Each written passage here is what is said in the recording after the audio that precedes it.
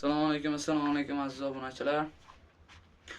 Bugungi gaplashadigan kasalligimiz ya'ni ko'pchilik talablariga binoan koksidozga qarshi chora ko'rish yoki dorilar.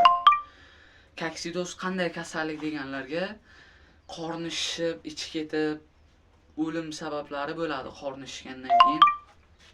O'shanni oldini olish uchun bu videomizni chiqaryapmiz.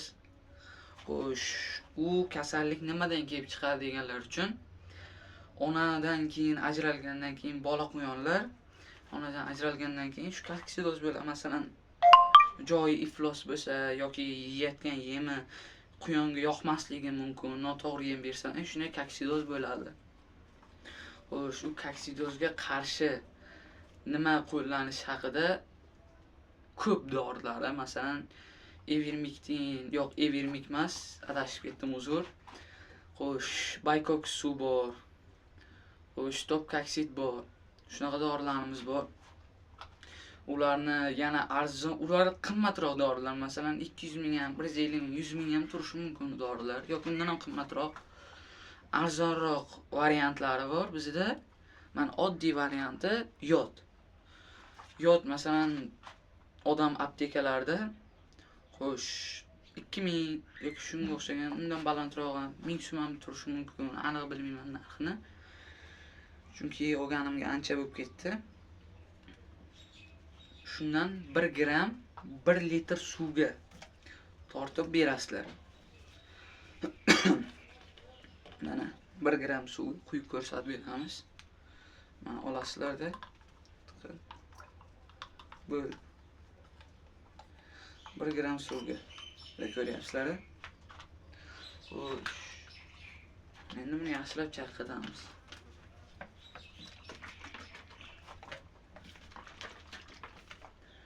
Bo'ldi, mana tayyor.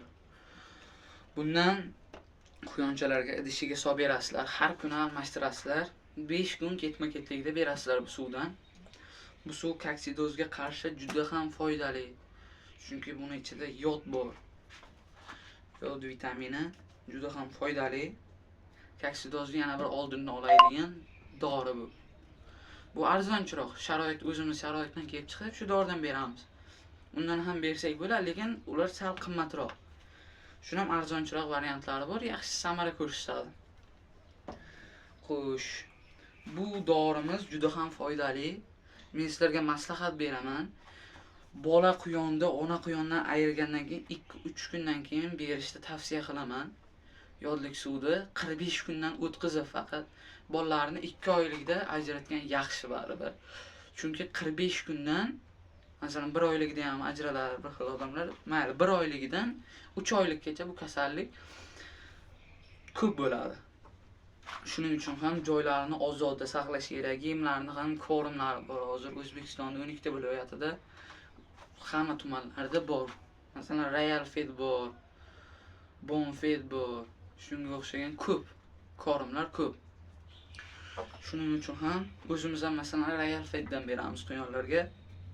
Shu dorilardan masalan yemida, u yemni ichida masalan makka ham, bug'doy ham, xo'sh, har xil donlar, arpa, nima desam bo'ladi yana.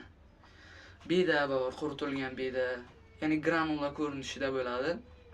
Hozir tugab qolgan, olib keltirishimiz kerak. Shuning uchun ham ko'rsata olmayapman. O'sha yemlardan bersalaring, o'sishi ham quyonlaringni, semirishi ham, masalan go'shtga tayyorlatgan quyonlaringni semirishi ham juda ham foydali bo'ladi. Xo'sh, bugungi dasturimizni, ya'ni ozroqgina roligimizni tugatmoqchimiz. Albatta sizlardan talab qiladigan narsamiz ko'p emas. Podpiska, like, comment. Bo'ldi. Qolgani shart emas. Bizning kanalimiz qancha ko'p rivojlanaversa, biz ham shunchalik ko'p buni kasalliklarni oldini olish yoki kasalliklarga qarshi turishni o'rgatib boramiz. Bizning kanaldan uzoqlashmang. Hali bundan ham zo'rlari oldinda.